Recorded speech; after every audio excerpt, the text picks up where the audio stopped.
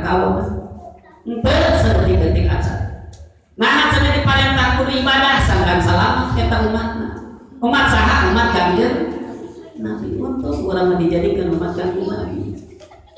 Sebab Nabi dijadikan suri teladan.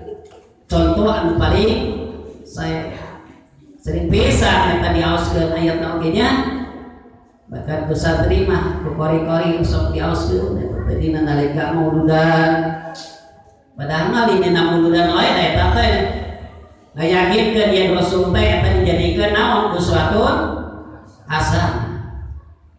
Ade tapi lamana urang taat urang turut kana parentahan Allah betul-betul kana sakumaha diparentahkeun perkara anu supina dinubinan alam berarti urang dibetkeun ashabul yamin artikatuh anu nyaeta nuturkeun kana naon kana parentahan Gusti Allah netepan kana perjanjianana dina waktu alam Allah.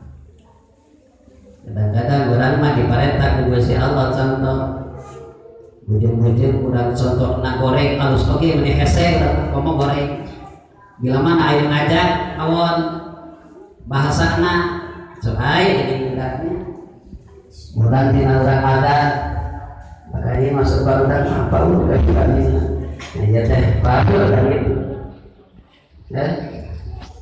ya rin hayya ala sholat